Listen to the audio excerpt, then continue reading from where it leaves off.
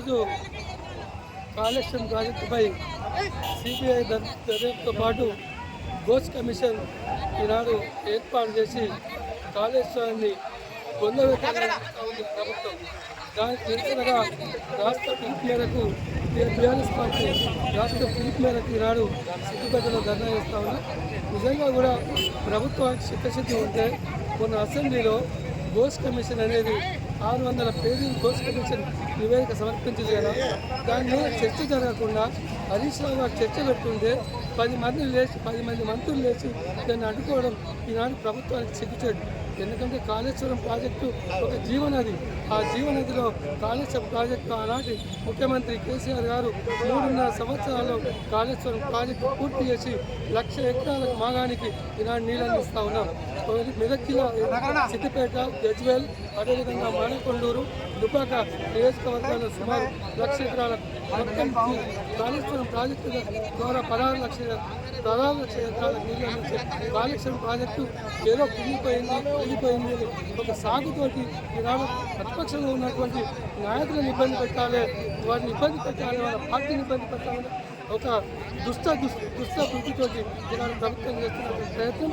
ప్రభుత్వానికి తెలుసు కాళేశ్వరం ప్రాజెక్టు అనేది నిర్మాణం జరిగింది, ప్రజలకు అందుతుంది, రైతులకు నీళ్ళు వస్తున్నాయి, అన్నీ కూడా తెలుసు. కాళేశ్వరం ప్రాజెక్టు లేకపోతే మూసికి నీళ్ళు ఎట్టకుండా పోతావు. మల్లెల సాగర్ అంటే కాళేశ్వరంలో ఒక భాగమే కదా. మన గంగమల్ల కాడ ఎట్లా ప్రాజెక్టు శంకుస్థాపన చేస్తావు, అది కూడా కాళేశ్వరం భాగమే కదా. అందుకే ఇప్పటికైనా ప్రభుత్వం తప్పు పడుతుంది, దాన్ని నిజంగా కూడా తప్పైందని ప్రజలకు క్షమాపణ చెప్పాలి. కాళేశ్వరం ప్రాజెక్టులో ఏదైతే మేడిగడ్డ 2 పిల్లలు పోయినో దాన్ని పునరుద్ధరించాలి. కాళేశ్వరం ప్రాజెక్టు ద్వారా అన్ని బ్యారేజీలు నింపాలని కూడా ఈ సందర్భంగా డిమాండ్ చేస్తా ఉన్నాం. కాళేశ్వరం అనేది ఒక జీవనది. కేసీఆర్, హరీష్ రావు కృషి వల్లనే కాళేశ్వరం ప్రాజెక్టు నిర్మాణమైంది.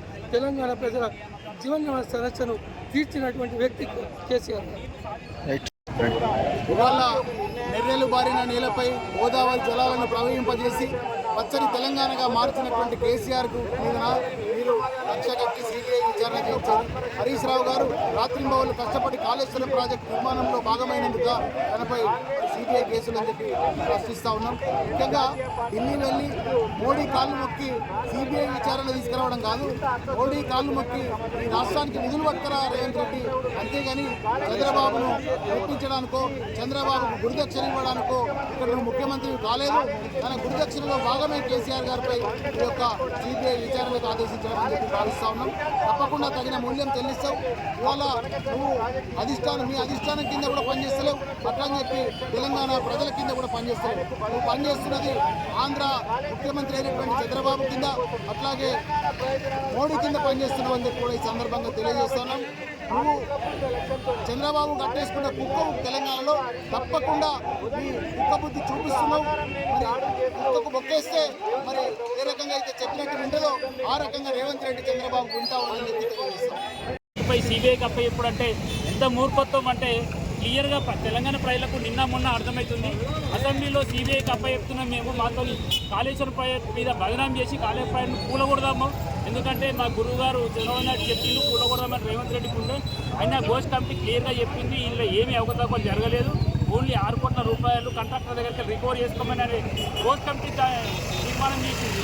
ఆ తీర్మానాన్ని కాదని చెప్పి నువ్వు అనుకున్న కమిటీ తీర్మానాన్ని కాదనుకొని మరీ సిబిఐకి అప్పచెప్పినావు.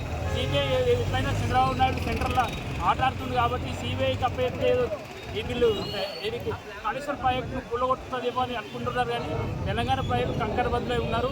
ఎట్టి పరిస్థితుల్లో తెలంగాణ ప్రజలకు ఇబ్బంది అయితే బీఆర్ఎస్ పార్టీ అని ఊపదు. మేమందరం కలిసి ప్రతిఘటిస్తాం. ప్రతి విషయం క్షుణ్ణంగా తెలంగాణ ప్రజలు పరిశీలిస్తూ ఉన్నారు. నువ్వు ఇక్కడ ముఖ్యమంత్రిపై ఉండి మీ చంద్రబాబు నాయుడుకు తొత్తుగా కమ్ము కాస్తున్నావు కాబట్టి మేము అయిన గుణపాఠం మేము చెప్తాం.